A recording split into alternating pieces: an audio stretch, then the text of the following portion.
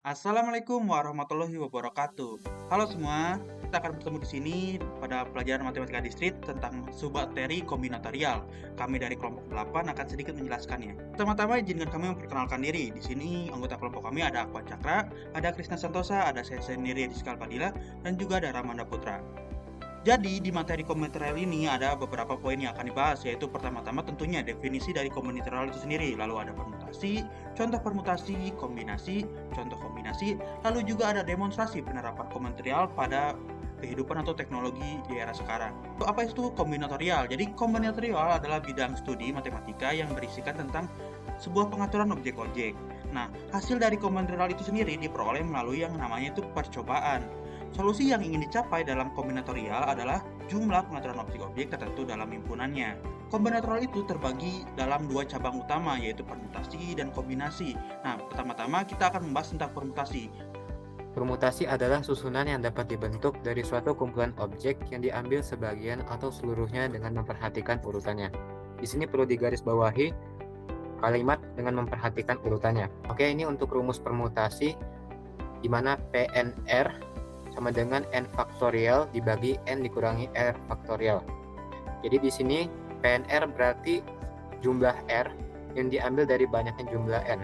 Contoh soal kali ini, pertanyaannya adalah di sebuah kelas ada 10 siswa dan akan dilakukan pemilihan ketua kelas, wakil ketua, dan sekretaris kelas.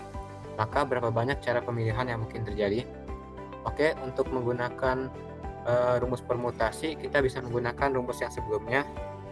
Dan di sini N sama dengan 10, yaitu banyaknya jumlah mahasiswa yang dijadikan kandidat sebagai ketua, wakil ketua, maupun sekretaris kelas. R sendiri berarti jumlah mahasiswa yang akan diambil nantinya. Oke, di sini kita langsung implementasikan rumus barusan. 10 faktorial yaitu jumlah banyaknya mahasiswa, dan 10 dikurangi 3 faktorial yaitu jumlah banyaknya mahasiswa dikurangi oleh jumlah mahasiswa yang terpilih. 7 faktorial dapat dibagi dengan 7 faktorial sehingga kita bisa mengalihkan 10 dikali 8 dikali 9. Didapatkan hasilnya yaitu 720. Untuk cara selanjutnya kita bisa menggunakan kaidah pencacahan dengan menggunakan logika.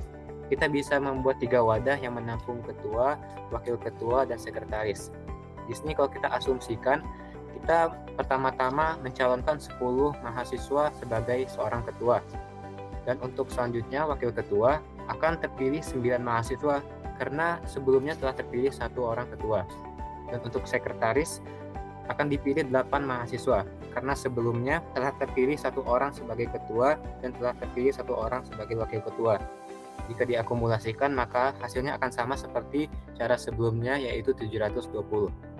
Baik, selanjutnya ada materi kedua yaitu kombinasi. Kombinasi sendiri adalah teknik yang digunakan untuk menyusun suatu kelompok atau grup yang terdiri atas kumpulan sejumlah objek tanpa perlu memperhatikan urutannya. Sehingga kombinasi adalah kumpulan dari seluruh objek maupun sebagian objek yang menjadi satu.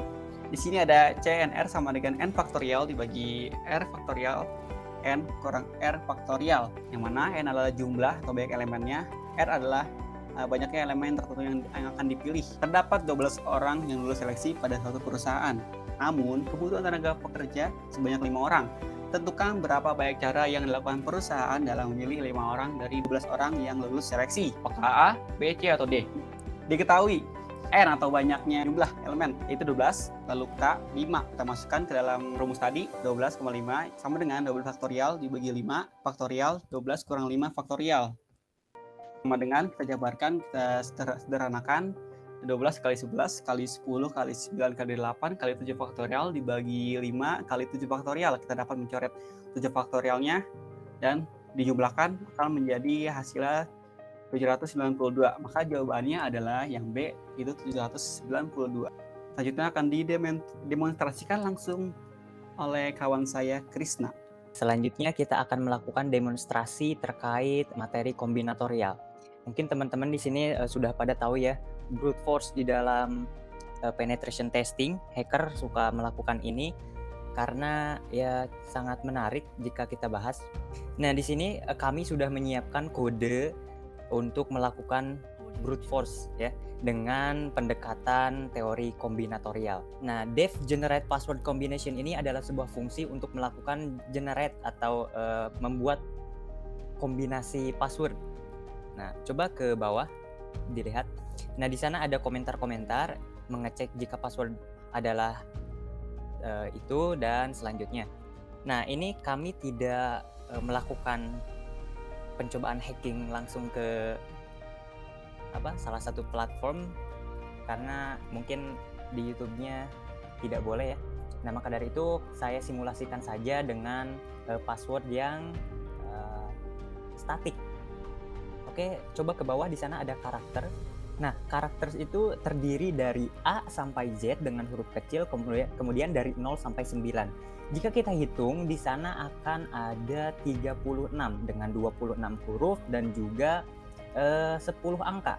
Di sini kami sudah menyiapkan password default yaitu AABI12. Coba kita run kode ini, akan muncul seperti apa.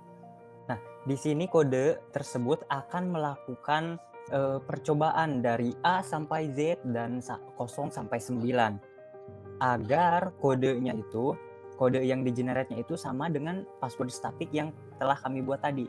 Waktu yang dibutuhkan untuk melakukan cracking kode tadi adalah 19 detik, 645. Bayangkan jika password kita semudah itu dihack dengan komputer seperti ini. Bagaimana kalau nanti ada hacker yang menggunakan superkomputer yang dapat melakukan triliunan perintah dalam 1 detik? Coba dibayangkan teman-teman. Begitu krusialnya teori kombinatorial ini jika diimplementasikan dalam dunia hacking. Mungkin seperti itu demonstrasi dari kelompok kami. Terima kasih. Wassalamualaikum warahmatullahi wabarakatuh.